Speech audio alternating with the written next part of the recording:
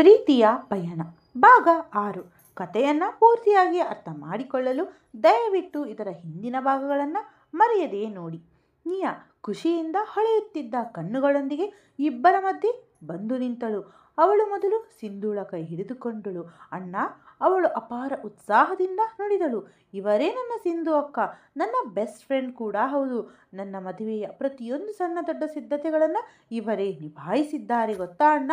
ಇವರಿಗಿಂತ ಅದ್ಭುತವಾಗಿ party organise ಮಾಡಲು ಯಾರಿಂದಲೂ ಸಾಧ್ಯವಿಲ್ಲ. ನನ್ನ ಮದುವೆ ಇಷ್ಟು ಸುಂದರವಾಗಿ ಕಾಣುತ್ತಿರುವುದಕ್ಕೆ ಪ್ರಮುಖ ಕಾರಣವೇ ನಮ್ಮ ಸಿಂಧು ಅಕ್ಕ. ನಿಯಾ ಮಾತನಾಡುತ್ತಾ ಸಿಂಧುಗೆ ಇನ್ನೂ ಹತ್ತಿರ ಬಂದಳು. ಅವಳ ಕಣ್ಣುಗಳಲ್ಲಿ ತನ್ನ ಗೆಳತಿಯ ಮೇಲಿದ್ದ ಅಪ್ಪಟ ಪ್ರೀತಿ ಮತ್ತು ಗೌರವ ಎದ್ದು ಕಾಣುತ್ತಿತ್ತು. ನಂತರ ಅವಳು ಮುಗುಳ್ನಗುತ್ತಾ ವಿಕ್ರಮ್ ಹೆಗಡೆಯ ಕಡೆ ತಿರುಗಿ ಅತ್ಯಂತ ಪ್ರೀತಿಯಿಂದ ಹೇಳಿದಳು, ಇವಳು ನನ್ನ ಅಣ್ಣ. ಸಂಬಂಧದಲ್ಲಿ ಕಸಿನ್ ಆದರೂ ಇವರನ್ನು ಕೇವಲ ಕಸಿನ್ ಬ್ರದರ್ ಎಂದು ಕರೆದರೆ ಇವರ ಪ್ರೀತಿಯನ್ನು ನಾನು ಅವಮಾನಿಸುವುದಿಲ್ಲ. ನನ್ನ ಪ್ರಾಣವೇ ಇವರಲ್ಲಿದೆ ಅಣ್ಣ. ಮತ್ತು ಇವರು ಕೂಡ ಈ ಜಗತ್ತಿನಲ್ಲಿ ಎಲ್ಲರಿಗಿಂತ ಹೆಚ್ಚಾಗಿ ನನ್ನನ್ನೇ ಪ್ರೀತಿಸುತ್ತಾರೆ, ಹೌದಲ್ಲವೇ ಅಣ್ಣ? ಇವರೇ ನನ್ನ ಪ್ರಾಣ. ಇವರು ನನ್ನನ್ನು ಜಗತ್ತಿನಲ್ಲಿ ಅತಿ ಹೆಚ್ಚು ಪ್ರೀತಿಸುತ್ತಾರೆ ಎನ್ನುತ್ತಾ ಅವಳು ಪ್ರೀತಿಯಿಂದ ವಿಕ್ರಮ್ ಹೆಗಡೆಯ ಕೈ ಹಿಡಿದುಕೊಂಡಳು. ವಿಕ್ರಮ್ ತುಟಿಗಳ ಮೇಲೆ ಸಣ್ಣದೊಂದು ಮುಗುಳ್ನಗು ಮೂಡಿತ್ತಾದರೂ ಅವನ ಕಣ್ಣುಗಳು ಮಾತ್ರ ಇನ್ನೂ ಸಿಂಧೂಳ ಮೇಲೆಯೇ ನೆಟ್ಟಿದ್ದವು. ಅವಳ ಮುಖದಲ್ಲಿ ಹಿಂದೆ ಅಡಗಿರುವ ಪ್ರತಿಯೊಂದು ಭಾವನೆಯನ್ನು ಓದಲು ಅವನು ಹಂಬಲಿಸುತ್ತಿರುವಂತೆ ಭಾಸವಾಗುತ್ತಿತ್ತು. ಕೆಲವು ಕ್ಷಣಗಳ ಕಾಲ ಅಲ್ಲಿ ಒಂದು ವಿಚಿತ್ರವಾದ ಮೌನ ಆವರಿಸಿತ್ತು. ಸಿಂಧು ತುಂಬ ಕಷ್ಟಪಟ್ಟು ತನ್ನನ್ನು ತಾನು ನಿಭಾಯಿಸಿಕೊಂಡು ನಿಂತಿದ್ದಳು. ಅವಳ ಕೈ ಬೆರಳುಗಳು ಮೆಲ್ಲಗೆ ನಡುಗುತ್ತಿದ್ದವು. ತಕ್ಷಣವೇ ವಿಕ್ರಮ್ ಅತ್ಯಂತ ನಿಧಾನವಾಗಿ ತನ್ನ ಒಂದು ಕೈಯನ್ನು ಅವಳ ಕಡೆಗೆ ಚಾಚಿದನು. ಹೆಲೋ. ಅವನ ಧ್ವನಿ ಅತ್ಯಂತ ಮೃದುವಾಗಿದ್ದರೂ ಆಳವಾಗಿತ್ತು. ಸಿಂಧು ಹೃದಯ ಒಂದು ಕ್ಷಣ ನಿಂತಂತಾಗಿತ್ತು. ಅವಳು ಆ ಚಾಚಿದ ಕೈಯನ್ನು ಒಮ್ಮೆಲೆ ನೋಡಿದಳು, ಆದರೆ ಮರುಕ್ಷಣವೇ ತನ್ನ 2 ಕೈಗಳನ್ನು ಜೋಡಿಸಿದಳು. ನಮಸ್ತೆ. ಅವಳ ಧ್ವನಿಯಲ್ಲಿದ್ದ ಆ ತಳಮಳ ಮತ್ತು ಹಿಂಜರಿಕೆ ಸ್ಪಷ್ಟವಾಗಿ ತಿಳಿಯುತ್ತಿತ್ತು. ವಿಕ್ರಮ್ ಚಾಚಿದ ಕೈ ಕೆಲವು ಸೆಕೆಂಡ್ಗಳ ಕಾಲ ಗಾಳಿಯಲ್ಲೇ ಉಳಿದು ಹೋಯಿತು. ಅವನ ಕಣ್ಣುಗಳಲ್ಲಿ ಸಣ್ಣದೊಂದು ನೋವು ಮೂಡಿತ್ತಾದರೂ ಮರುಕ್ಷಣವೇ ಅವನು ಏನೂ ಮಾತನಾಡದೆ ತನ್ನ ಕೈಯನ್ನು ವಾಪಸ್ ಪಡೆದುಕೊಂಡನು. ಸಿಂಧು ತನ್ನ ದೃಷ್ಟಿಕೋನವನ್ನು ಕೆಳಗೆ ಮಾಡಿಕೊಂಡಳು. ಅವಳಿಗೆ ಅಲ್ಲಿ ಒಂದು ಕ್ಷಣವೂ ನಿಲ್ಲಲು ಇಷ್ಟವಿರಲಿಲ್ಲ. ಅಷ್ಟರಲ್ಲಿ ಪುಟ್ಟ ಸಮರ್ ತನ್ನ ಪುಟ್ಟ ಕಾಲುಗಳಿಂದ ಓಡುತ್ತಾ ಬಂದು ಸಿಂಧೂಳ ಕಾಲನ್ನು ಗಟ್ಟಿಯಾಗಿ ಹಿಡಿದುಕೊಂಡನು.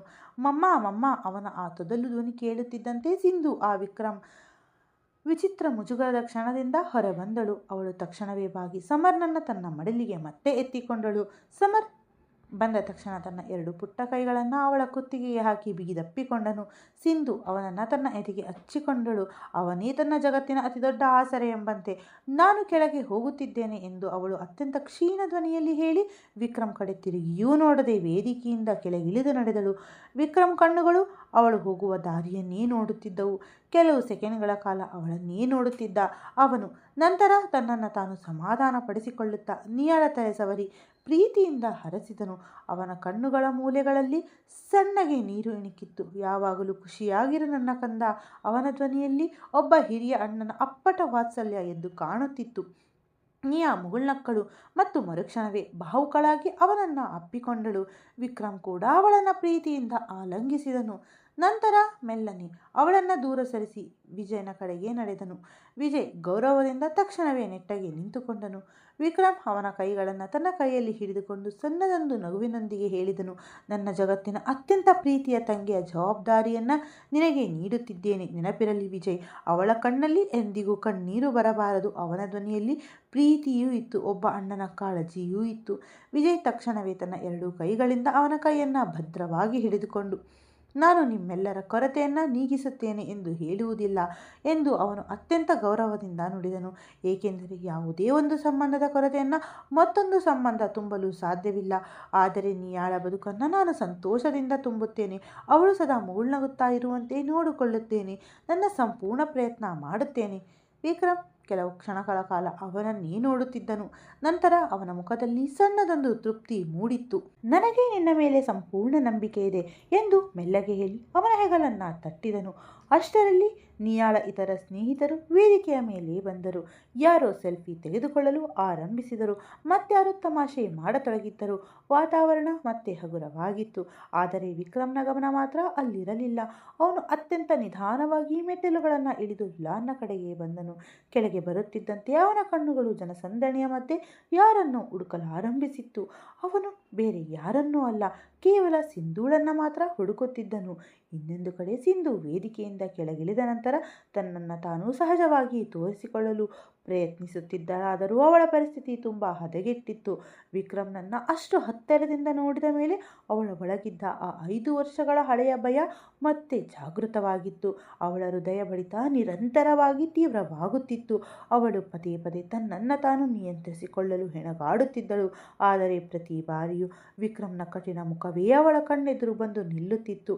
ಅವಳು ಸಮರ್ನನ್ನು ಇನ್ನೂ ಕೊಂಚ ಗಟ್ಟಿಯಾಗಿ ತನ್ನ ಎದೆಗೆ ಹಚ್ಚಿಕೊಂಡಳು. ಅವನ ಮುಗ್ಧತೆಯಲ್ಲಿ ಅವಳಿಗೆ ನೆಮ್ಮದಿ ಸಿಗುತ್ತಿರುವಂತೆ ಭಾಸವಾಗುತ್ತಿತ್ತು. ಅಷ್ಟರಲ್ಲಿ ಸಿಂಧುಳ ಫೋನ್ ರಿಂಗ್ ಆಯಿತು. ಸ್ಕ್ರೀನ್ ಮೇಲೆ ಆಫೀಸ್ನ ಒಬ್ಬ ಕ್ಲೈಂಟ್ ಹೆಸರು ಕಾಣಿಸುತ್ತಿತ್ತು. ಸಿಂಧು ತಕ್ಷಣ ಕಾಲ್ ರಿಸೀವ್ ಮಾಡಿದಳು. ಆದರೆ ಸುತ್ತಮುತ್ತಲಿನ ವಿಪರೀತ ಗದ್ದಲದಲ್ಲಿ ಅವಳಿಗೆ ಧ್ವನಿ ಸ್ಪಷ್ಟವಾಗಿ ಕೇಳಿಸುತ್ತಿರಲಿಲ್ಲ. ಅವಳು ಗಡಿಬಿಡಿಯಿಂದ ತನ್ನ ತಾಯಿಯ ಕಡೆಗೆ ಹೆಜ್ಜೆ ಇಟ್ಟಳು. ಅಮ್ಮ. ಅವಳು ಸಮರ್ನನ್ನು ತಾಯಿಯ ಮಡಿಲಿಗೆ ನೀಡುತ್ತಾ ಹೇಳಿದಳು. ಸಮರ್ನಿಗೆ ಸ್ವಲ್ಪ ಏನಾದರೂ ತಿನ್ನಿಸಿ ಅಮ್ಮ, ಅವನಿಗೆ ಹಸಿವಾಗಿರಬೇಕು. ನನಗೊಂದು ಅರ್ಜೆಂಟ್ ಕಾಲ್ ಇದೆ, ನಾನು ಮಾತನಾಡಿ ಬರುತ್ತೇನೆ. ತಾಯಿ ಏನು ಪ್ರಶ್ನಿಸದೆ ತಲೆಯಾಡಿಸಿದರು. ಸಮರ್ ತಕ್ಷಣವೇ ತನ್ನ ಅಜ್ಜಿಯ ಹೆಗಲ ಮೇಲೆ ತಲೆ ಇಟ್ಟು ಕುಳಿತುಕೊಂಡನು.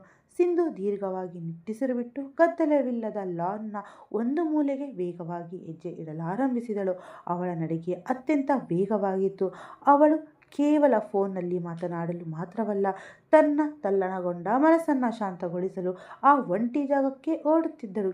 ಅದೇ ಸಮಯದಲ್ಲಿ ಕೆಳಗೆ ನಿಂತಿದ್ದ ವಿಕ್ರಮ್ ಇದ್ದಕ್ಕಿದ್ದಂತೆ ಸ್ತಬ್ಧನಾದನು. ದೂರದಲ್ಲಿ ವೇಗವಾಗಿ ನಡೆದು ಹೋಗುತ್ತಿದ್ದ ಸಿಂಧೂಳ ಮೇಲೆ ಅವನ ದೃಷ್ಟಿ ಬಿದ್ದಿತ್ತು.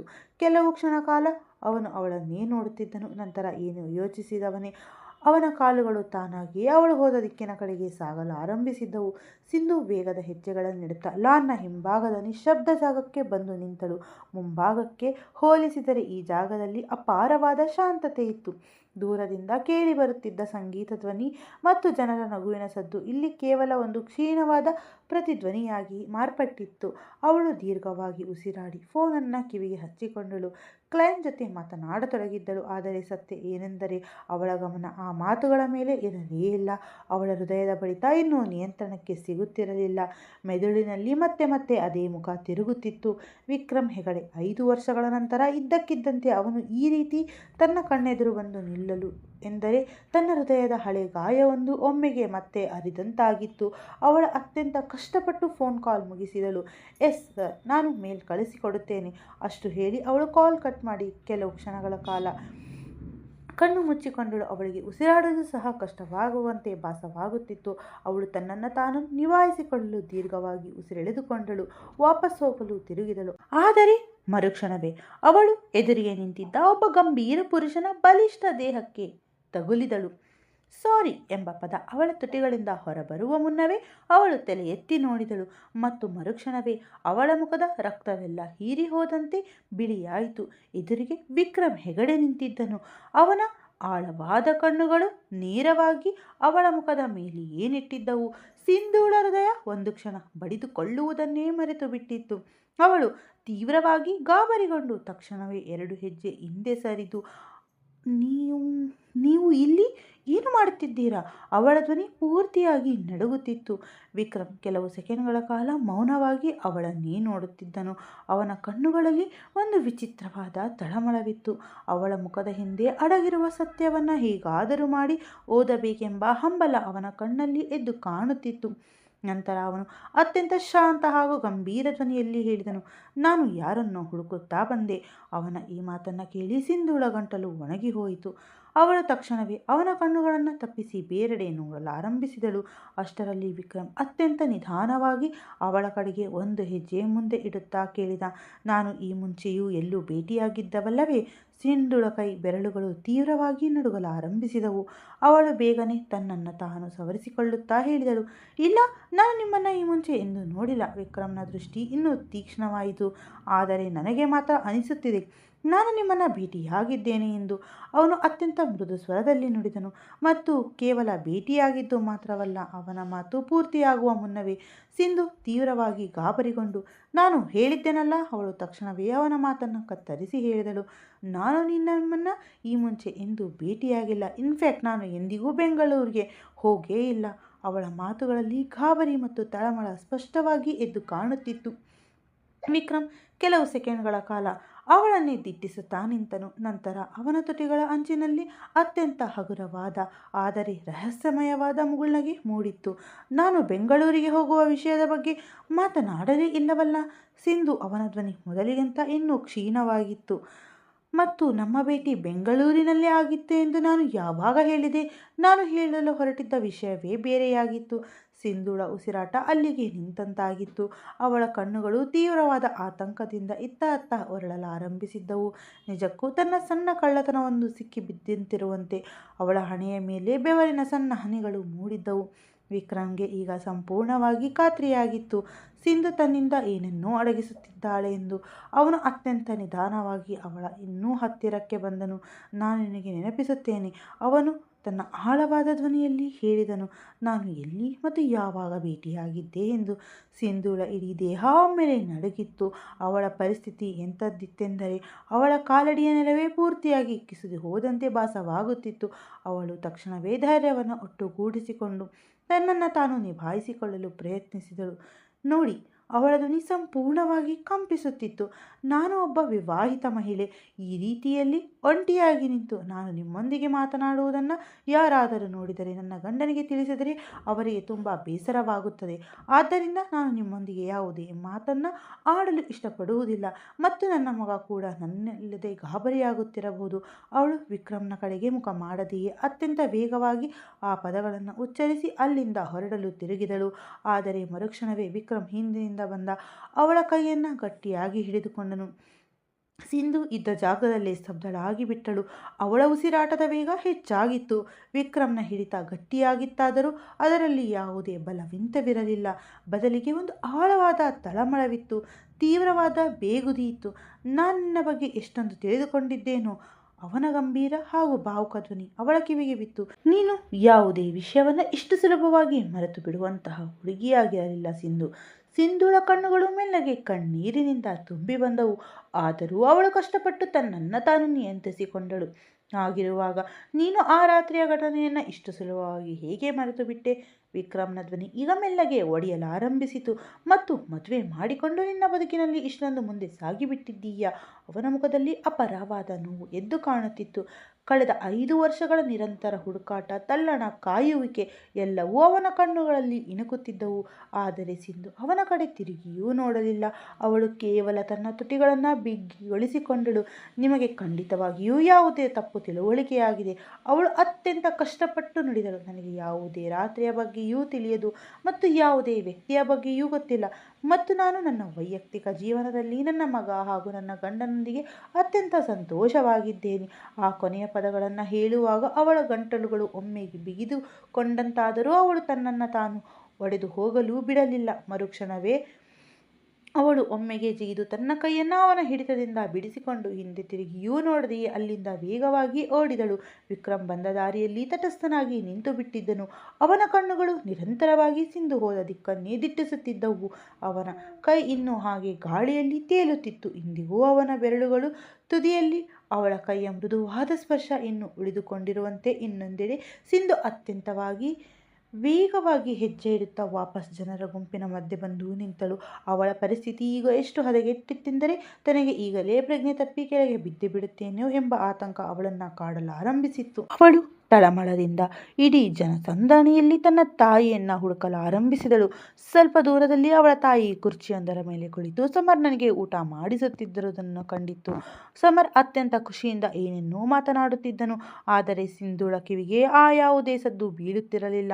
ಮಮ್ಮ, ಸಮರ್ ಅವಳನ್ನು ನೋಡುತ್ತಿದ್ದಂತೆ ಮುಗುಳ್ನಗುತ್ತಾ ತನ್ನ ಪುಟ್ಟ ಕೈಗಳನ್ನು ಚಾಚಿದನು. ಸಿಂಧು ತಕ್ಷಣವೇ ಅವನ ಪಕ್ಕದಲ್ಲಿ ಬಂದು ಕುಳಿತು ಅವನನ್ನು ತನ್ನ ಎದೆಗೆ ಗಟ್ಟಿಯಾಗಿ ಅಪ್ಪಿಕೊಂಡಳು. ಇಡೀ ಬದುಕಿನ ಅತಿ ದೊಡ್ಡ ನೆಮ್ಮದಿ ಅವನಲ್ಲಿ ಅಡಗಿದೆ ಎಂಬಂತೆ ತಾಯಿ ತಕ್ಷಣವೇ ಅವಳ ಮುಖವನ್ನು ಗಮನಿಸಿದರು. ಅವಳ ಮುಖದ ಕಳೆ ಪೂರ್ತಿಯಾಗಿ ಒಣಗಿ ಹೋಗಿತ್ತು. ಏನಾಯಿತು ಮಗಳೇ? ಅವರು ಆತಂಕದಿಂದ ಕೇಳಿದರು. ನೀನು ಹುಷಾರು ತಪ್ಪಿದ್ದೀಯಾ? ಏನೂ ಇಲ್ಲ ಅಮ್ಮ. ಸಿಂಧು ತನ್ನ ದೃಷ್ಟಿಯನ್ನು ಕೆಳಗೆ ಮಾಡಿಕೊಂಡು ಸುಳ್ಳು ಹೇಳಿದಳು. ನೀನು ಇನ್ನೂ ಏನನ್ನೂ ತಿಂದಿಲ್ಲ ಮಗಳೇ ಎಂದು ತಾಯಿ ಪ್ಲೇಟನ್ನು ಅವಳ ಕಡೆಗೆ ಚಾಚಿದರು. ಬಾ, ಸ್ವಲ್ಪ ಊಟ ಮಾಡು. ಆದರೆ ಸಿಂಧುಗೆ ಈಗ ಹಸಿವು, ಬಾಯಾರಿಕೆ ಎಲ್ಲವೂ ಇಂಗಿ ಹೋಗಿತ್ತು. ಅವಳ ಒಳಗಡೆ ಎಂತಹ ದೊಡ್ಡ ಬಿರುಗಾಳಿ ಎದ್ದಿತೆಂದರೆ ಅವಳ ಮನಸ್ಸು ಎಲ್ಲೂ ಸ್ಥಿರವಾಗಿ ನಿಲ್ಲುತ್ತಿರಲಿಲ್ಲ. ಅವಳಿಗೆ ಈಗ ಕೇವಲ ಒಂದೇ ಒಂದು ವಿಷಯ ನೆನಪಾಗುತ್ತಿತ್ತು. ಹೇಗಾದರೂ ಮಾಡಿ ಆದಷ್ಟು ಬೇಗ ಈ ಜಾಗದಿಂದ ಹೊರಟು ಹೋಗಬೇಕು. ಅವಳು ಜನಸಂದಣಿಯ ಮಧ್ಯೆ ಪದೇ ಪದೇ ವಿಕ್ರಮ್ನನ್ನು ಹುಡುಕದಂತೆ ತನ್ನ ಮನಸ್ಸನ್ನು ತಡೆಯಲಾರಲಾದರೂ ಅವಳ ಹೃದಯ ಮಾತ್ರ ಭಯದಿಂದ ತೀವ್ರವಾಗಿ ನಡುಗುತ್ತಿತ್ತು. ವಿಕ್ರಮ್ಗೆ ಆ ರಾತ್ರಿ ಸತ್ಯ ಎಷ್ಟು ನೆನಪಿದೆ ಮತ್ತು ಎಷ್ಟು ನೆನಪಿಲ್ಲ ಎಂಬುದು ಅವಳಿಗೆ ತಿಳಿಯುತ್ತಿರಲಿಲ್ಲ. ಅವಳು ಸಮರನ್ನು ಇನ್ನೂ ಕೊಂಚ ಭದ್ರವಾಗಿ ತನ್ನ ಹತ್ತಿರ ತಂದುಕೊಂಡಳು. ಅವಳಿಗೆ ಏನು ಗೊತ್ತು, ಮನುಷ್ಯ ಸತ್ಯದಿಂದ ಎಷ್ಟು ದೂರ ಓಡಿದರೂ ಅದನ್ನು ಕೆಲವು ಕ್ಷಣ ಕಾಲ ಅಡಗಿಸಬಹುದೇ ಹೊರತು ಎಂದಿಗೂ ಶಾಶ್ವತವಾಗಿ ಅಳಿಸಲು ಸಾಧ್ಯವಿಲ್ಲ ಎಂದು. ಸತ್ಯ ಎಂದಿದ್ದರೂ ಒಂದು ದಿನ ಮುನ್ನೆಲೆಗೆ ಬಂದೇ ಬರುತ್ತದೆ. ಇನ್ನೊಂದೆಡೆ ವಿಕ್ರಮ್ ಇನ್ನೂ ಕೆಲವು ಕ್ಷಣ ಕಾಲ ಆ ಒಂಟಿ ಜಾಗದಲ್ಲೇ ನಿಂತಿದ್ದನು. ಅವನ ಮುಖದಲ್ಲಿ ಒಂದು ವಿಚಿತ್ರವಾದ ಗೊಂದಲ ಎದ್ದು ಕಾಣುತ್ತಿತ್ತು. ಸಿಂಧು ಹೇಳಿದ ಆ ಪದಗಳು ಅವನ ಮೆದುಳಿನಲ್ಲಿ ನಿರಂತರವಾಗಿ ಪ್ರತಿಧ್ವನಿಸುತ್ತಿತ್ತು. ನಾನು ನನ್ನ ಗಂಡ ಮತ್ತು ಮಗನೊಂದಿಗೆ ಅತ್ಯಂತ ಸಂತೋಷವಾಗಿದ್ದೇನೆ. ಆ ಮಾತುಗಳು ಅವನ ಎದೆಗೆ ಪದೇ ಪದೇ ಶೂಲದಿಂದ ಚುಚ್ಚಿದಂತೆ ಭಾಸವಾಗುತ್ತಿತ್ತು. ಅವನಿಗೆ ಈಗಲೇ ಮತ್ತೆ ಸಿಂಧು ಬಳಿ ಹೋಗಬೇಕಿತ್ತು. ಅವಳನ್ನು ಇನ್ನೂ 100 ಪ್ರಶ್ನೆಗಳು ಕೇಳಬೇಕಿತ್ತು. ಆದರೆ ಅಷ್ಟರಲ್ಲಿ ಕೆಲವು ದೊಡ್ಡ ಉದ್ಯಮಿಗಳು ಮತ್ತು ಹಳೆಯ ಕ್ಲೈಂಟ್ಗಳು ಅವನ ಸುತ್ತ ಬಂದು ನಿಂತರು. ಮಿಸ್ಟರ್ ಹೆಗಡೆ ಸರ್, ನಿಮ್ಮನ್ನು ಭೇಟಿಯಾಗಿ ತುಂಬ ದಿನಗಳೇ ಕಳೆದು ಹೋದವು. ನಿಮ್ಮೊಂದಿಗೆ ಒಂದು ಪ್ರಮುಖ ಪ್ರಾಜೆಕ್ಟ್ ಬಗ್ಗೆ ಚರ್ಚಿಸಬೇಕಿತ್ತು. ಒಬ್ಬರಾದ ಮೇಲೆ ಮತ್ತೊಬ್ಬರು ಬಂದು ಅವನನ್ನು ಮಾತನಾಡಿಸತೊಡಗಿದ್ದರು. ವಿಕ್ರಮ್ಗೆ ಇಷ್ಟವಿಲ್ಲದಿದ್ದರೂ ಅಲ್ಲಿಂದ ಕದಲಲು ಸಾಧ್ಯವಾಗುತ್ತಿರಲಿಲ್ಲ. ಅವನು ಒಮ್ಮೆ ದೂರದಲ್ಲಿ ಕುಳಿತಿದ್ದ ಸಿಂಧೂಳ ಕಡೆಗೆ ದೃಷ್ಟಿ ಹರಿಸಿದನು. ಅವಳು ತನ್ನ ಮಗನನ್ನ ಎದೆಗೆ ಹಚ್ಚಿಕೊಂಡು ಮೌನವಾಗಿ ಕುಳಿತಿದ್ದಳು ಮತ್ತು ಪದೇ ಪದೇ ತನ್ನ ಕಣ್ಣುಗಳನ್ನು ಕೆಳಗೆ ಮಾಡಿಕೊಳ್ಳುತ್ತಿದ್ದಳು. ವಿಕ್ರಮ್ನ ಒಳಗಡೆ ಮತ್ತೆ ಆ ತಳಮಳ ಎದ್ದಿತ್ತಾದರೂ ಮರುಕ್ಷಣವೇ ಅವನು ತನ್ನನ್ನು ತಾನು ತಡೆದುಕೊಂಡನು. ಇಲ್ಲಿ ಇಷ್ಟೊಂದು ಜನರ ಮಧ್ಯೆ ಅವಳ ಮೇಲೆ ಯಾರು ಬೆರಳು ಮಾಡಿ ತೋರಿಸುವಂತಹ ಯಾವುದೇ ತಪ್ಪು ಹೆಜ್ಜೆಯನ್ನು ಇಡಲು ಅವನು ಬಯಸಲಿಲ್ಲ. ಅವಳ ಮೇಲೆ ಎಷ್ಟೇ ಕೋಪವಿದ್ದರೂ ಅವಳ ಗೌರವ ಅವನಿಗೆ ಇಂದಿಗೂ ಅಷ್ಟೇ ಮುಖ್ಯವಾಗಿತ್ತು. ಅವನು ದೀರ್ಘವಾಗಿ ನಿಟ್ಟುಸಿರುಬಿಟ್ಟು ಈ ವಿಷಯದ ಬಗ್ಗೆ ನಂತರ ಮಾತನಾಡೋಣ ಎಂದು ನಿರ್ಧರಿಸಿದನು. ಈಗ ತಾನು ಶಾಂತವಾಗಿರಬೇಕು ಎಂದು ಮನಸ್ಸಿಗೆ ಸಮಾಧಾನ ಹೇಳಿಕೊಂಡನು. ಮರುಕ್ಷಣವೇ ಅವನು ತನ್ನ ಮುಖದ ಮೇಲೆ ಸಣ್ಣದೊಂದು ಪ್ರೊಫೆಷನಲ್ ಮುಗುಳ್ನಗೆಯನ್ನು ತಂದುಕೊಂಡು ಎದುರಿಗಿದ್ದ ಜನರೊಂದಿಗೆ ಮಾತನಾಡಲಾರಂಭಿಸಿದನು. ಆದರೆ ಅವನ ಕಣ್ಣುಗಳು ಮಾತ್ರ ಆ ಇಡೀ ಜನಸಂದಣಿಯಲ್ಲಿ ಕೇವಲ ಆ ಒಂದೇ ಒಂದು ಮುಖವನ್ನು ಹುಡುಕುತ್ತಿದ್ದವು. ವರಮಾಲೆಯ ಶಾಸ್ತ್ರ ಮುಗಿದ ನಂತರ ಮದುವೆಯ ವಿಧಿವಿಧಾನಗಳು, ಧಾರೆ ಮತ್ತು ಸಪ್ತಪದಿಗಳೆಲ್ಲವೂ ಮುಗಿದವು ಮತ್ತು ಈಗ ನಿಯಾಳ ವಿದಾಯದ ಸಮಯ ಹತ್ತಿರ ಬಂದಿತ್ತು. ನಿಯಾಳ ವಿದಾಯದ ಶಾಸ್ತ್ರವೂ ಮುಗಿದಿತ್ತು. ಅವಳು ತನ್ನ ಹೊಸ ಮನೆಗೆ ಹೊರಟು ಹೋದಳು. ಕೆಲವು ಕ್ಷಣ ಮುನ್ನ ಯಾವ ಮನೆಯಲ್ಲಿ ಡೋಲು, ಶಾನಿಯಾನ ಮತ್ತು ನಗುವಿನ ಸದ್ದು ಮೊಳಗುತ್ತಿತ್ತೋ ಅಲ್ಲಿ ಈಗ ಒಂದು ವಿಚಿತ್ರವಾದ ನಿಶ್ಶಬ್ದ ಆವರಿಸಿತ್ತು. ಹೂಗಳು ಇನ್ನೇ ಹಾಗೆ ಅಲಂಕರಿಸಲ್ಪಟ್ಟಿದ್ದವು, ದೀಪಗಳು ಇನ್ನೂ ಜಗಮಗಿಸುತ್ತಿದ್ದವು. ಆದರೆ ಆ ಮನೆಯ ಇಡೀ ವಾತಾವರಣ ಒಮ್ಮೆಲೇ ಬದಲಾಗಿತ್ತು. ಪ್ರತಿಯೊಬ್ಬ ತಂದೆ ತಾಯಿಯಂತೆ ಆನಂದರಾವ್ ಮತ್ತು ನೀಲಿಮಾ ಅವರ ಮುಖದಲ್ಲೂ ಆ ಒಂಟಿತನ ಮತ್ತು ಖಾಲಿ ಮನೆ ಎದ್ದು ಕಾಣುತ್ತಿತ್ತು.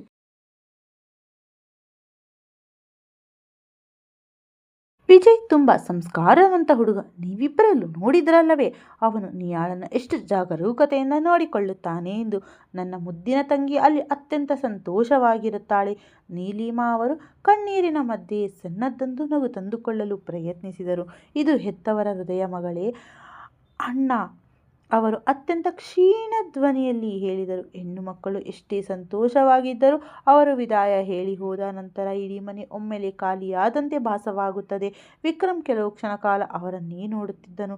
ನಂತರ ಅತ್ಯಂತ ನಿಧಾನವಾಗಿ ಅವರ ಪಕ್ಕದಲ್ಲಿ ಬಂದು ಕುಳಿತುಕೊಂಡನು. ಅವನು ಒಬ್ಬ ಸಣ್ಣ ಮಗುವಿನಂತೆ ತನ್ನ ತಲೆಯನ್ನು ನೀಲಿಮಾ ಅವರ ಹೆಗಲ ಮೇಲೆ ಒರಗಿಸಿದನು. ಹಾಗಾದರೆ ನಾನು ಇದ್ದೇನಲ್ಲ ಆಂಟಿ, ಅವನು ನಗುತ್ತಾ ಹೇಳಿದನು. ನಿಮ್ಮ ಇಡೀ ಪ್ರೀತಿಯನ್ನ ಇನ್ನು ನನ್ನ ಮೇಲೆ ಖರ್ಚು ಮಾಡಿಬಿಡಿ. ಅವನ ಆ ಮುದ್ದಾದ ಮಾತು ಕೇಳಿ ಆನಂದರಾವ್ ಅವರ ತುಟಿಗಳ ಮೇಲೂ ಸಣ್ಣದೊಂದು ನಗು ಮೂಡಿತ್ತು. ನೀನು ತುಂಬ ದೊಡ್ಡವನಾಗಿ ಬಿಟ್ಟಿದ್ದೀಯಾ ವಿಕ್ರಮ್, ಅವರು ಅತ್ಯಂತ ಭಾವುಕರಾಗಿ ನುಡಿದರು. ಆದರೆ ಇಂದಿಗೂ ನಮಗೆ ಅದೇ ಪುಟ್ಟ ಮಗುವಿನಂತೆ ಕಾಣುತ್ತೀಯಾ. ವಿಕ್ರಮ್ ಅವರ ಕಡೆ ತಿರುಗಿ ನೋಡಿದನು. ಮೂಢ ಮತ್ತು ನೀವಿಬ್ಬರು ಇಂದಿಗೂ ಹಾಗೇ ಇದ್ದೀರಾ. ನನ್ನ ಪ್ರತಿಯೊಂದು ಸಣ್ಣ ವಿಷಯಕ್ಕೆ ಇಷ್ಟೊಂದು ಗಾಬರಿಯಾಗುತ್ತೀರಾ. ಇನ್ನು ಕೆಲವು ಕ್ಷಣಕಾಲ ಮೂವರು ಹಾಗೆ ಮೌನವಾಗಿ ಕುಳಿತರು. ವಾತಾವರಣದಲ್ಲಿ ಇನ್ನೂ ಆ ಅರಿಶಿನ ಮತ್ತು ಮಲ್ಲಿಗೆ ಹೂವುಗಳ ಮಿಶ್ರಿತ ಸುಗಂಧ ಪಸರಿಸಿತ್ತು. ಅಷ್ಟರಲ್ಲಿ ವಿಕ್ರಮ್ ಇದ್ದಕ್ಕಿದ್ದಂತೆ ಕೊಂಚ ಗಂಭೀರವಾಗಿ ಹೇಳಿದನು, ಅಂದಹಾಗೆ ಈಗ ಒಂದು ಪ್ರಮುಖ ವಿಷಯವಿದೆ.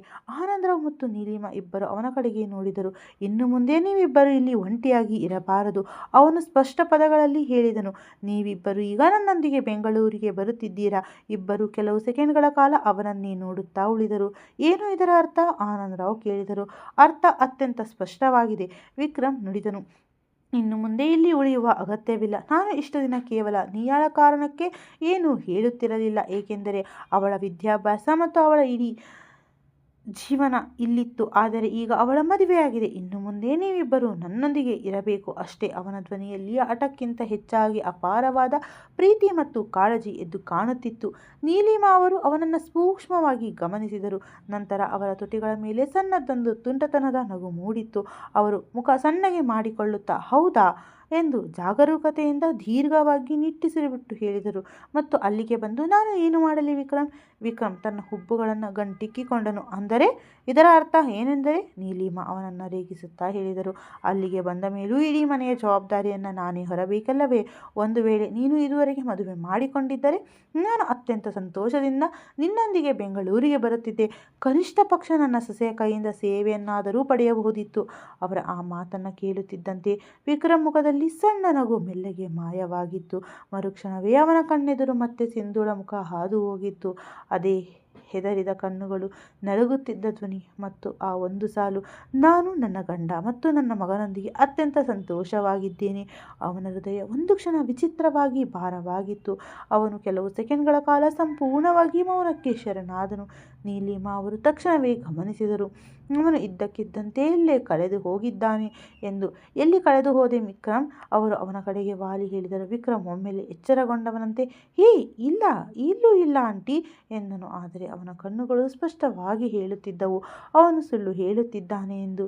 ನೀಲಿಮಾ ತಕ್ಷಣವೇ ಆನಂದರಾವ್ ಅವರ ಕಡೆಗೆ ನೋಡಿದರು ಮತ್ತು ಮತ್ತೆ ವಿಕ್ರಮ್ನನ್ನು ದಿಟ್ಟಿಸತೊಡಗಿದ್ದರು. ಒಂದು ವಿಷಯ ಕೇಳಲ ಮಗನೇ?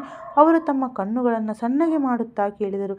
ನಿನಗೆ ಯಾರಾದರೂ ಇಷ್ಟ ಇದ್ದಾರೆಯೇ ವಿಕ್ರಮ್ನ ಹೃದಯ ಒಂದು ಕ್ಷಣ ಅಲ್ಲಿಯೇ ನಿಂತಂತಾಗಿತ್ತು. ಏನು? ನೋಡು ಮಗನೇ, ನೀಲಿಮಾ ಈಗ ಸಂಪೂರ್ಣವಾಗಿ ಒಬ್ಬ ತಾಯಿಯ ಅಚ್ಚುಕಟ್ಟಾದ ಶೈಲಿಗೆ ಬಂದಿದ್ದರು. ಒಂದು ವೇಳೆ ನಿನಗೆ ಯಾರಾದರೂ ಇಷ್ಟವಿದ್ದರೆ ನೇರವಾಗಿ ಹೇಳಿಬಿಡು, ನಾನು ನಿನ್ನ ಶತ್ರುವೇನಲ್ಲ. ಆನಂದರಾವ್ ಕೂಡ ಸಣ್ಣಗೆ ಮುಗುಳ್ನಕ್ಕರು. ಇಲ್ಲದಿದ್ದರೆ, ನೀಲಿಮಾ ಸುಳ್ಳು ಕೋಪವನ್ನು ತೋರಿಸುತ್ತಾ ಹೇಳಿದ್ದರು. ಹಾ ಬಂದೆ.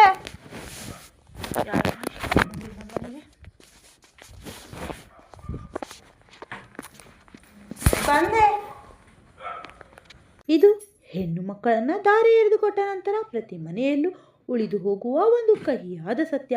ನೀಲಿಮಾ ಅವರ ಕಣ್ಣುಗಳು ನಿರಂತರವಾಗಿ ತೇವವಾಗುತ್ತಿದ್ದವು. ಅವರು ಇನ್ನು ನಿಯಾಳ ಕೋಣೆಯ ಕಡೆಗೆ ಹೋಗಿರಲೇ ಇಲ್ಲ, ಏಕೆಂದರೆ ಅಲ್ಲಿಗೆ ಹೋದ ತಕ್ಷಣ ತಮಗೆ ತಡೆಯಲು ಸಾಧ್ಯವಾಗದಂತೆ ಮತ್ತೆ ಹತ್ತು ಬಿಡುತ್ತೇವೆ ಎಂಬ ಭಯ ಅವರಿಗಿತ್ತು.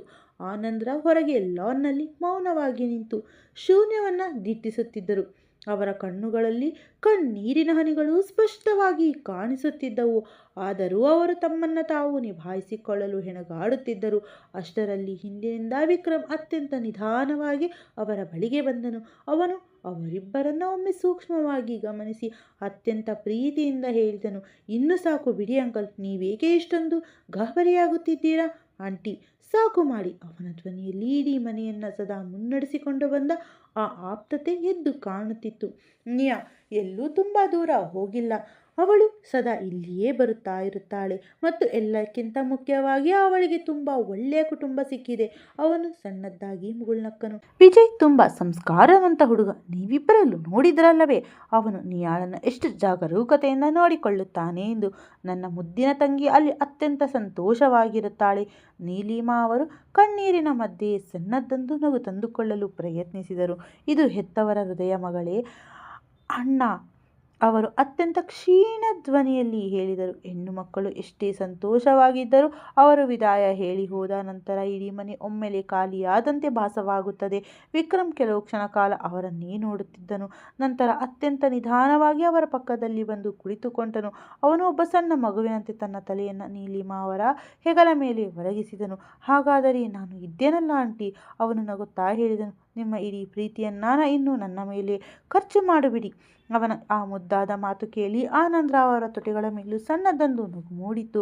ನೀನು ತುಂಬ ದೊಡ್ಡವನಾಗಿ ಬಿಟ್ಟಿದ್ದೀಯಾ ವಿಕ್ರಮ್, ಅವರು ಅತ್ಯಂತ ಭಾವುಕರಾಗಿ ನುಡಿದರು. ಆದರೆ ಇಂದಿಗೂ ನಮಗೆ ಅದೇ ಪುಟ್ಟ ಮಗುವಿನಂತೆ ಕಾಣುತ್ತೀಯಾ? ವಿಕ್ರಮ್ ಅವರ ಕಡೆ ತಿರುಗಿ ನೋಡಿದನು. ಮೂಡ ಮತ್ತು ನೀವಿಬ್ಬರು ಇಂದಿಗೂ ಹಾಗೇ ಇದ್ದೀರಾ? ನನ್ನ ಪ್ರತಿಯೊಂದು ಸಣ್ಣ ವಿಷಯಕ್ಕೆ ಇಷ್ಟೊಂದು ಗಾಬರಿಯಾಗುತ್ತೀರಾ? ಇನ್ನು ಕೆಲವು ಕ್ಷಣಕಾಲ ಮೂವರು ಹಾಗೆ ಮೌನವಾಗಿ ಕುಳಿತರು.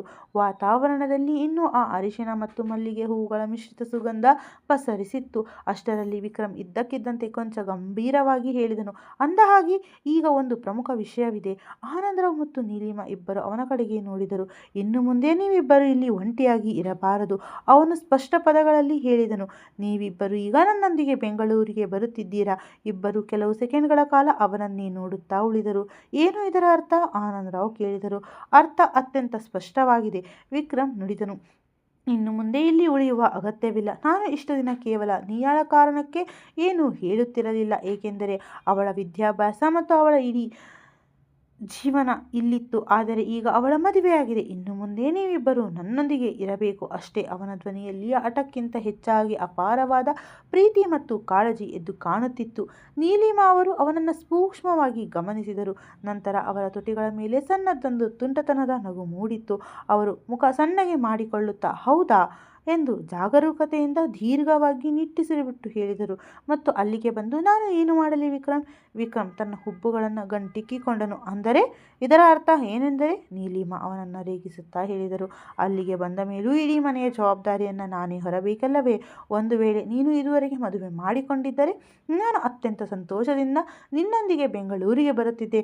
ಕನಿಷ್ಠ ಪಕ್ಷ ನನ್ನ ಸೊಸೆಯ ಕೈಯಿಂದ ಸೇವೆಯನ್ನಾದರೂ ಪಡೆಯಬಹುದಿತ್ತು. ಅವರ ಆ ಮಾತನ್ನು ಕೇಳುತ್ತಿದ್ದಂತೆ ವಿಕ್ರಮ್ ಮುಖದಲ್ಲಿ ಸಣ್ಣ ನಗು ಮೆಲ್ಲಗೆ ಮಾಯವಾಗಿತ್ತು. ಮರುಕ್ಷಣವೇ ಅವನ ಕಣ್ಣೆದುರು ಮತ್ತೆ ಸಿಂಧೂಳ ಮುಖ ಹಾದು ಹೋಗಿತ್ತು.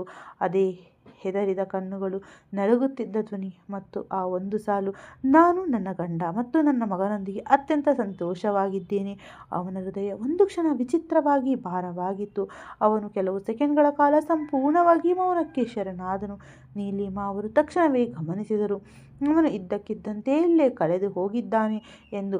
ಎಲ್ಲಿ ಕಳೆದು ಹೋದೆ ವಿಕ್ರಮ್? ಅವರು ಅವನ ಕಡೆಗೆ ವಾಲಿ ಹೇಳಿದರು. ವಿಕ್ರಮ್ ಒಮ್ಮೆಲೆ ಎಚ್ಚರಗೊಂಡವನಂತೆ ಹೇ ಇಲ್ಲ, ಇಲ್ಲೂ ಇಲ್ಲ ಆಂಟಿ ಎಂದನು. ಆದರೆ ಅವನ ಕಣ್ಣುಗಳು ಸ್ಪಷ್ಟವಾಗಿ ಹೇಳುತ್ತಿದ್ದವು ಅವನು ಸುಳ್ಳು ಹೇಳುತ್ತಿದ್ದಾನೆ ಎಂದು. ನೀಲಿಮಾ ತಕ್ಷಣವೇ ಆನಂದರಾವ್ ಅವರ ಕಡೆಗೆ ನೋಡಿದರು ಮತ್ತು ಮತ್ತೆ ವಿಕ್ರಮ್ನನ್ನು ದಿಟ್ಟಿಸತೊಡಗಿದ್ದರು. ಒಂದು ವಿಷಯ ಕೇಳಲ ಮಗನೇ? ಅವರು ತಮ್ಮ ಕಣ್ಣುಗಳನ್ನು ಸಣ್ಣಗೆ ಮಾಡುತ್ತಾ ಕೇಳಿದರು. ನಿನಗೆ ಯಾರಾದರೂ ಇಷ್ಟ ಇದ್ದಾರೆಯೇ ವಿಕ್ರಮ್ನ ಹೃದಯ ಒಂದು ಕ್ಷಣ ಅಲ್ಲಿಯೇ ನಿಂತಂತಾಗಿತ್ತು. ಏನು? ನೋಡು ಮಗನೇ, ನೀಲಿಮಾ ಈಗ ಸಂಪೂರ್ಣವಾಗಿ ಒಬ್ಬ ತಾಯಿಯ ಅಚ್ಚುಕಟ್ಟಾದ ಶೈಲಿಗೆ ಬಂದಿದ್ದರು. ಒಂದು ವೇಳೆ ನಿನಗೆ ಯಾರಾದರೂ ಇಷ್ಟವಿದ್ದರೆ ನೇರವಾಗಿ ಹೇಳಿಬಿಡು, ನಾನು ನಿನ್ನ ಶತ್ರುವೇನಲ್ಲ. ಆನಂದರಾವ್ ಕೂಡ ಸಣ್ಣದಾಗಿ ಮುಗುಳ್ನಕ್ಕರು. ಇಲ್ಲದಿದ್ದರೆ ನೀಲಿಮಾ ಸುಳ್ಳು ಕೋಪವನ್ನು ತೋರಿಸುತ್ತಾ ಹೇಳಿದ್ದರು. ಇನ್ನು ಮುಂದೆ ನಿನ್ನ ಆಟ ನಡೆಯುವುದಿಲ್ಲ. ನಾನೇ ನನ್ನ ಇಷ್ಟದ ಹುಡುಗಿಯನ್ನು ಹುಡುಕಿ ನಿನ್ನ ಮದುವೆ ಮಾಡುತ್ತೇನೆ. ವಿಕ್ರಮ್ ತಕ್ಷಣವೇ ತನ್ನ ದೃಷ್ಟಿಯನ್ನು ಮರೆ ಮಾಡಲಾರಂಭಿಸಿದನು. ತಾನು ಯಾಕೆ ಇಷ್ಟೊಂದು ತಲ್ಲಣಗೊಳ್ಳುತ್ತಿದ್ದೇನೆ ಎಂಬುದು ಅವನಿಗೆ ಸ್ವಂತ ಅರ್ಥವಾಗುತ್ತಿರಲಿಲ್ಲ. ಕಳೆದ 5 ವರ್ಷಗಳಿಂದ ತಾನು ಯಾವ ಹುಡುಗಿಯನ್ನು ಹಗಲು ರಾತ್ರಿ ಹುಡುಕುತ್ತಿದ್ದೆನೋ ಅವಳು ಸಿಕ್ಕರು. ಮತ್ತೊಬ್ಬನ ಹೆಂಡತಿಯಾಗಿ ಮತ್ತು ಒಂದು ಮಗುವಿನ ತಾಯಿಯಾಗಿ ಸಿಕ್ಕಿದ್ದಾಳೆ. ಅವನು ತನ್ನ ಒಳಗಿನ ಭಾವನೆಯೊಳಗೊಂದಿಗೆ ಹೋರಾಡಿ ಸುಸ್ತಾಗಿದ್ದನು. ಅವನು ನಿಧಾನವಾಗಿ ಉಸಿರಾಡಿ ಮೆಲ್ಲಗೆ ಹೇಳಿದನು. ಅಂತಹ ಯಾವುದೇ ವಿಷಯವಿಲ್ಲ ಆಂಟಿ, ನನಗೆ ಯಾರೂ ಇಷ್ಟವಿಲ್ಲ. ಅವನ ಪದಗಳು ಸಹಜವಾಗಿದ್ದರೂ ಕಣ್ಣುಗಳು ಮಾತ್ರ ಸುಳ್ಳುಗಳನ್ನು ಒಪ್ಪುತ್ತಿರಲಿಲ್ಲ. ನೀಲಿಮಾ ಅವನನ್ನೇ ನೋಡುತ್ತಿದ್ದರು. ನಿಜವೇ? ಅವರು ಮತ್ತೊಮ್ಮೆ ಕೇಳಿದರು. ವಿಕ್ರಮ್ ಕಷ್ಟಪಟ್ಟು ತನ್ನ ಮುಖದ ಮೇಲೆ ಸಣ್ಣದನ್ನು ನಗುವನ್ನು ತಂದುಕೊಂಡು ಹೇಳಿದನು. ಆದರೆ ನನಗೆ ಸ್ವಲ್ಪ ಸಮಯ ಕೊಡಿ ಆಂಟಿ, ನಾನು ಖಂಡಿತವಾಗಿಯೂ ಮದುವೆ ಮಾಡಿಕೊಳ್ಳುತ್ತೇನೆ. ನಿಮ್ಮ ಇಷ್ಟದ ಹುಡುಗಿಯನ್ನೇ ಮದುವೆಯಾಗುತ್ತೇನೆ. ಅವನು ಅತ್ಯಂತ ಪ್ರೀತಿಯಿಂದ ಅವರ ಕೈಯನ್ನು ಹಿಡಿದುಕೊಂಡನು. ನನಗೆ ಕೇವಲ ಸ್ವಲ್ಪ ಸಮಯ ಬೇಕು ಅಷ್ಟೇ.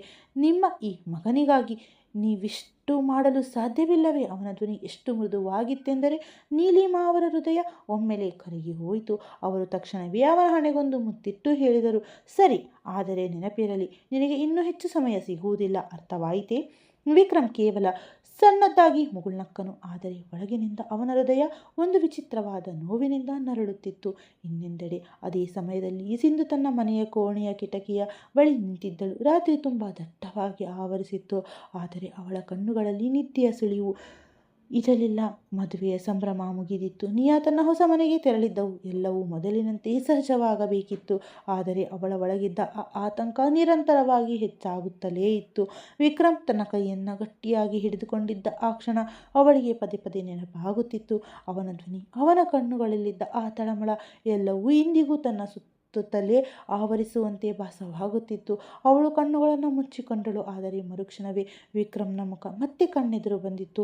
ಅವಳು ತಳಮಳದಿಂದ ಕಿಟಕಿಯಿಂದ ದೂರ ಸರಿದು ಅಷ್ಟರಲ್ಲಿ ಹಿಂದಿನಿಂದ ನಿದ್ದೆ ಮಂಪರಿನಲ್ಲಿ ಸಮರ್ ಕ್ಷೀಣ ಧ್ವನಿಯಲ್ಲಿ ಕೇಳಿಸಿತು, ಮಮ್ಮ. ಸಿಂಧು ತಕ್ಷಣವೇ ತಿರುಗಿ ಅವನ ಪಕ್ಕದಲ್ಲಿ ಬಂದು ಕುಳಿತುಕೊಂಡಳು. ಸಮರ್ ನಿದ್ದೆ ಕಣ್ಣಲ್ಲಿ ಅವಳ ಕೈಯನ್ನು ಗಟ್ಟಿಯಾಗಿ ಹಿಡಿದುಕೊಂಡನು. ಮತ್ತೆ ನಿದ್ದೆಗೆ ಜಾರಿದನು.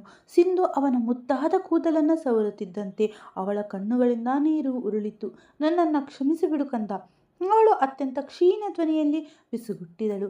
ತನಗೆ ತಾನೇ ಹೇಳಿಕೊಳ್ಳುತ್ತಿರುವಂತೆ ಅವಳಿಗೆ ತಿಳಿಯುತ್ತಿರಲಿಲ್ಲ ತಾನು ಯಾರಿಂದ ಓಡುತ್ತಿದ್ದೇನೆ ಎಂದು. ವಿಕ್ರಮ್ನಿಂದಲೋ, ತನ್ನ ಕಹಿಯಾದ ಭೂತಕಾಲದಿಂದಲೋ, ಅಥವಾ ಸ್ವಂತ ತನ್ನಿಂದ ತಾನೇ ಒಂಟಿಯಾಗುತ್ತಿದ್ದಾಳೋ. ಆದರೆ ಒಂದು ವಿಷಯ ಮಾತ್ರ ಅತ್ಯಂತ ಸ್ಪಷ್ಟವಾಗಿತ್ತು. 5 ವರ್ಷಗಳ ನಂತರ ತಾನು ಅತ್ಯಂತ ಕಷ್ಟಪಟ್ಟು ತನ್ನ ಹೃದಯದ ಆಳದಲ್ಲಿ ಹೂತಿಕ್ಕಿದ್ದ ಆ ಬಿರುಗಾಳಿ ಇಂದು ಮತ್ತೆ ಜಾಗೃತವಾಗಿತ್ತು. ರಾತ್ರಿಯ ಸುಮಾರು 12 ಗಂಟೆಯ ಸಮಯವಾಗಿತ್ತು. ಬೆಂಗಳೂರಿನ ಎತ್ತರ ಕಟ್ಟಡಗಳ ಮಧ್ಯೆ ಹರಡಿದ್ದ ಆ ನಿಶ್ಶಬ್ದ ಮೆಲ್ಲನೆ ಇನ್ನೂ ದಟ್ಟವಾಗುತ್ತಿತ್ತು.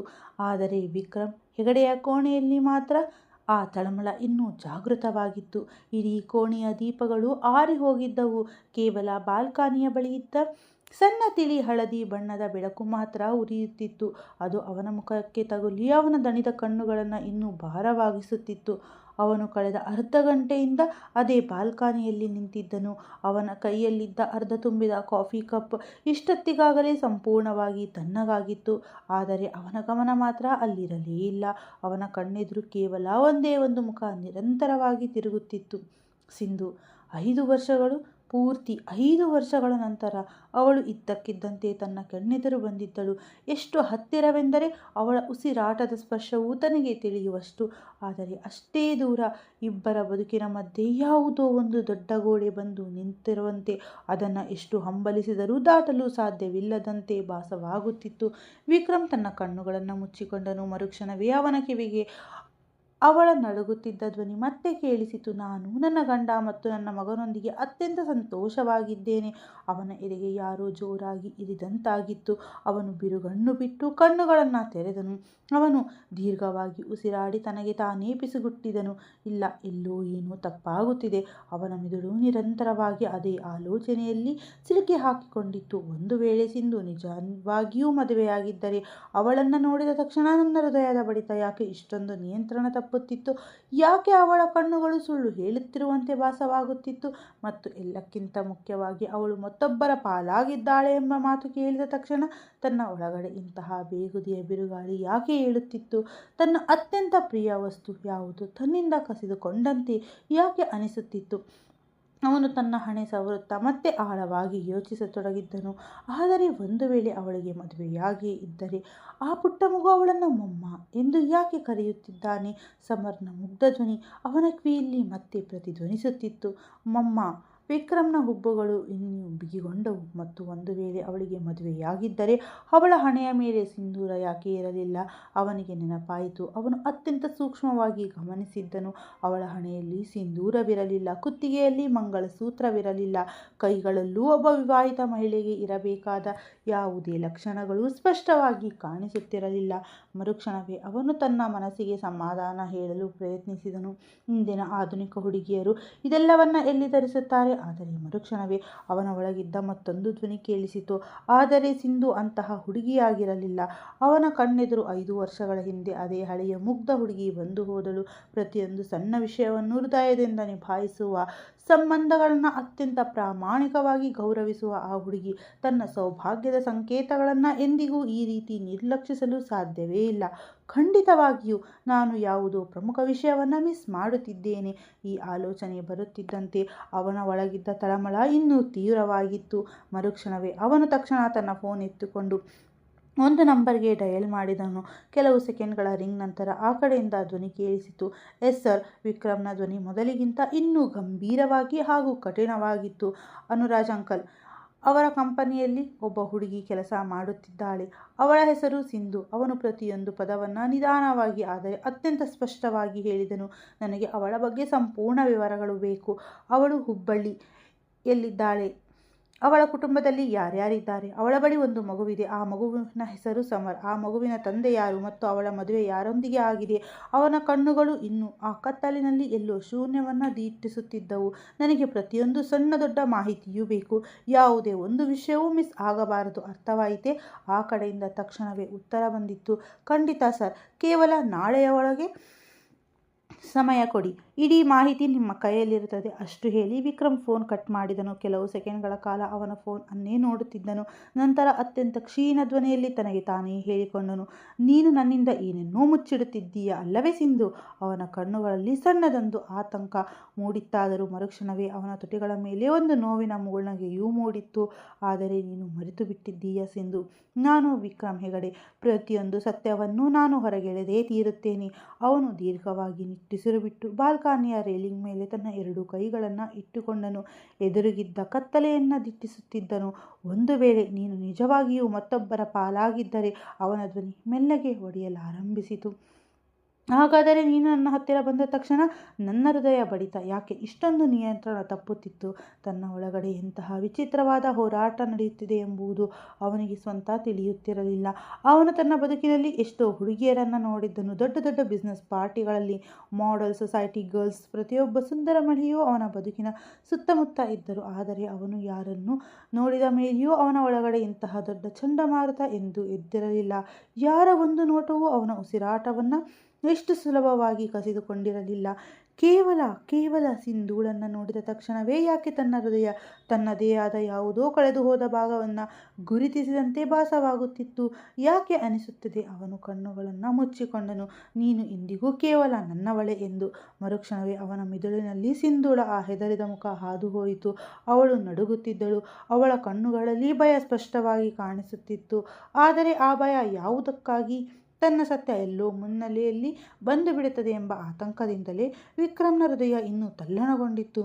ನೀನು ನನ್ನಿಂದ ಯಾಕೆ ಓಡುತ್ತಿದ್ದೀಯ ಸಿಂಧು? ಇನ್ನೊಂದೆಡೆ ಅದೇ ಸಮಯದಲ್ಲಿ ಸಿಂಧು ತನ್ನ ಕೋಣೆಯಲ್ಲಿ ಹಾಸಿಗೆಯ ಮೇಲೆ ಕುಳಿತಿದ್ದರು.